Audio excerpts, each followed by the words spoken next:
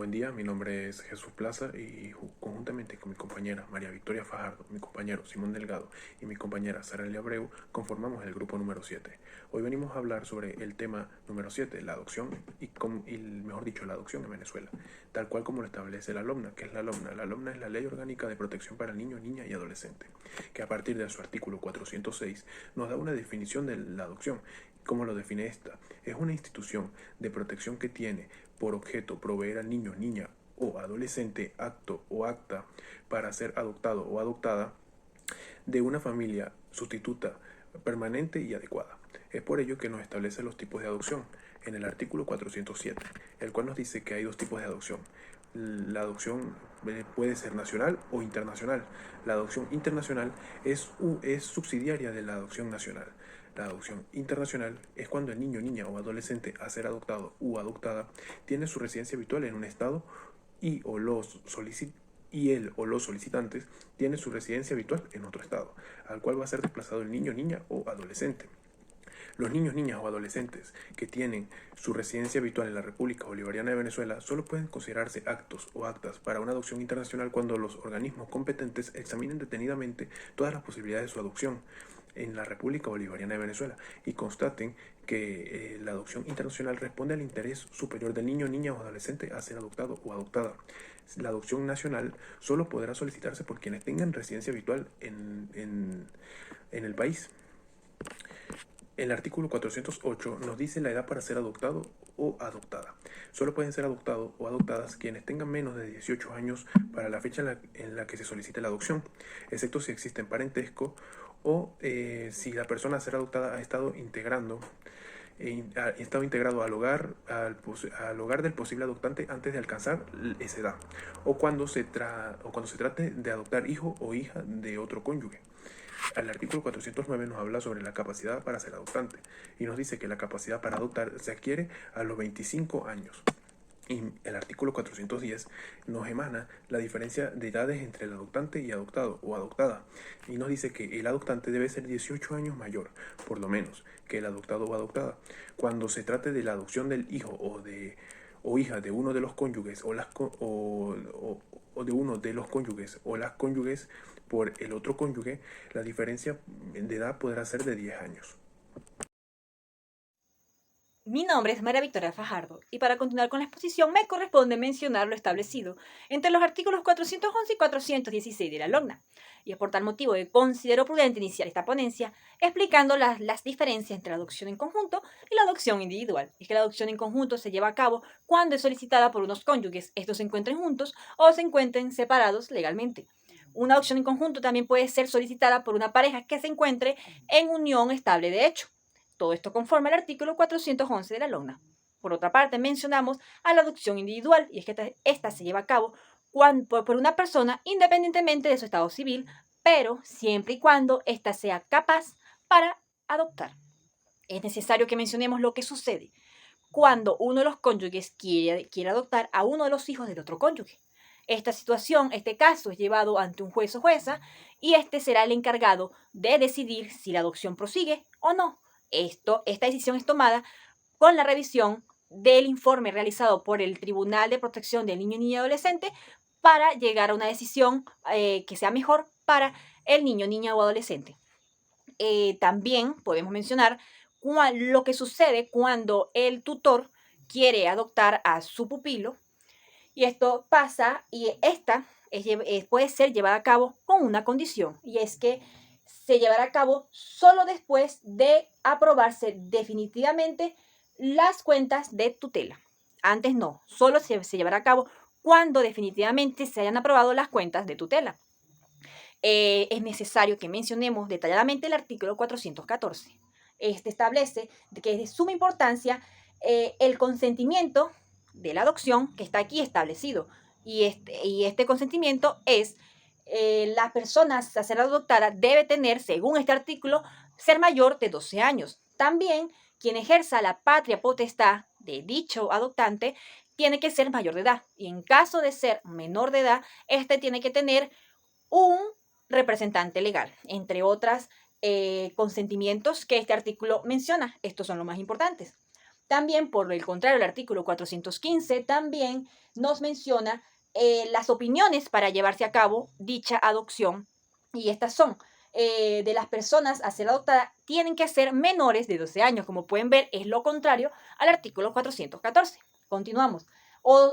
Otra opinión para llevarse a cabo la adopción es que el fiscal, el fiscal del Ministerio Público es el único que va a decidir si la adopción procede o no, independientemente del caso. Y por último, el artículo 416 básicamente se encarga de decirnos que las formas y condiciones establecidas en los artículos anteriores tienen que ser y deben ser puros y simples, o sea, al momento de llevarse a cabo. Buenas para todos, mi nombre es Simón Delgado y en esta oportunidad me corresponde continuar con lo abordado por mis compañeros sobre el tema de la adopción, más concretamente con lo que se encontraba desarrollando mi compañera Sarelia Abreu referente al consentimiento. Y es que la Ley Orgánica para la Protección de Niños, Niñas y Adolescentes en su articulado expresa de forma clara y precisa en qué consiste y las implicaciones del mismo. Así pues, en su artículo 417 hace referencia a la inexigibilidad de los consentimientos, es decir, que no se exigirá el consentimiento y opiniones señaladas anteriormente por mi compañera cuando la persona que debe prestar el mismo o que deba otorgarlos no tenga posibilidad para realizarlo u otorgarlo, siendo este el caso también en el que se desconozca su residencia o paradero. Señala de igual forma este artículo que las personas cuyo consentimiento es necesario para que se efectúe la adopción deben ser informadas acerca de todos los efectos y alcances que produce la misma. Esta información o asesoramiento deberá ser suministrada por la oficina de adopciones respectiva o por el equipo multidisciplinario del Tribunal de Protección de Niños, Niñas y Adolescentes antes de que sea otorgado dicho consentimiento, para que de esta forma el mismo se produzca o manifieste sin que medie en él ningún tipo de engaño o confusión al respecto sobre las implicaciones y efectos que éste produce. Este consentimiento, también cabe mencionar, no puede efectuarse ni producirse con fines de lucro, en ningún caso, bajo ningún tipo de situación y por ningún tipo de pago o compensación económica, pues no se puede obtener beneficios materiales indebidos como intervención directa o indirecta en una adopción, pues se busca el bienestar del niño o niña adolescente, no de la situación económica de aquel que debe consentir dicho acto. Esto, lo señalado, lo que acabo de señalar, se encuentra establecido en los artículos 418 y 419 de la Ley Orgánica para la Protección de Niños, Niñas y Adolescentes. También la ya mencionada ley señala que se debe efectuar un informe sobre el candidato o candidata a adopción, correspondiendo esta labor a la oficina de adopciones correspondiente, quien debe elaborar un informe que contenga los datos relacionados a la identidad, medio social, evolución personal, familiar, médica y familiar, así como las necesidades particulares del respectivo niño que sea candidato a adopción.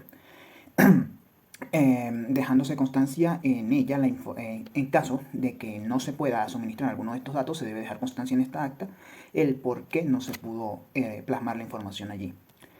Como es de esperarse, no cualquier persona es apta para adoptar, por lo cual la Ley Orgánica para la Protección de Niños, Niñas y Adolescentes, en su artículo 421, establece que los solicitantes de la adopción deben ser estudiados minuciosamente por la Oficina de Adopciones respectiva, para que ésta determine su actitud para adoptar.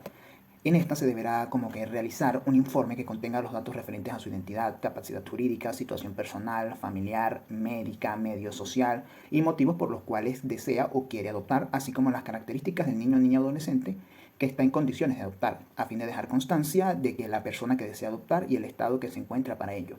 Este informe debe formar parte del expediente de la adopción.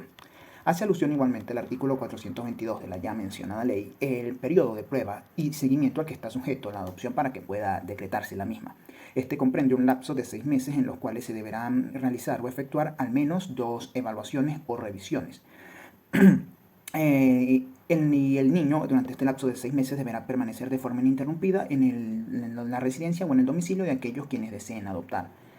Debiendo realizar en este periodo de tiempo, como ya mencioné, al menos 2 evaluaciones y a fin de informar al juez las condiciones y el estado en el que se encuentra la convivencia del niño con aquellos que desean adoptar. En el caso de las opciones internacionales, cuando el candidato a adopción tenga su domicilio o su residencia habitual en el territorio nacional, este periodo de evaluación durará 1 año y se deberán efectuar al menos 3 evaluaciones durante ese tiempo. Esta función le corresponderá desempeñarla al solicitar la institución u órgano que solicitó la adopción y deberán remitir periódicamente informes a la Oficina de Adopciones, así como al Tribunal de Protección de Niños, Niñas y Adolescentes, a fin de mantenerlos informados de la situación en la que se encuentra el niño, niña o adolescente. Muchas gracias por su atención.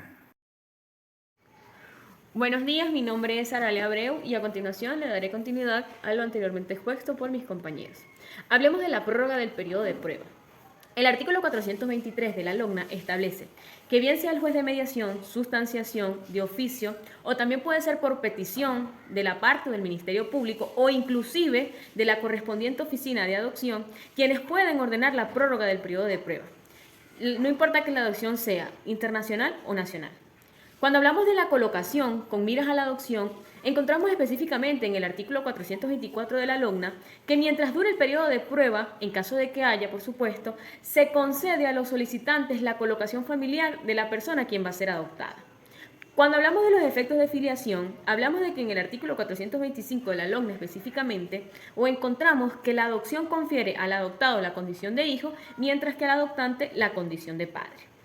La constitución del parentesco. El artículo 426 de la LOGNA establece que la adopción crea parentesco entre quienes, prácticamente el adoptado o los integrantes de la familia del adoptante, mientras que el adoptante y el cónyuge de la persona adoptada, él o la adoptante y la descendencia futura de la persona que pues ha sido adoptada, él o la cónyuge de la persona adoptada y los integrantes de la familia de él o del adoptante.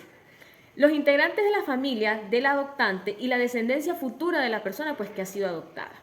Cuando hablamos de la extinción del parentesco o cuando se extingue este parentesco, la adopción extingue el parentesco del adoptado con los integrantes de su familia de origen. Pero esto tiene una excepción. ¿Cuál es la excepción? La excepción es que cuando el adoptado sea hijo o hija del cónyuge del adoptante. Si hablamos de los impedimentos matrimoniales, nos vamos al artículo 428 de la LOGNA. Este establece que la adopción no extingue los impedimentos matrimoniales que existen entre el adoptado y los integrantes de su familia de origen.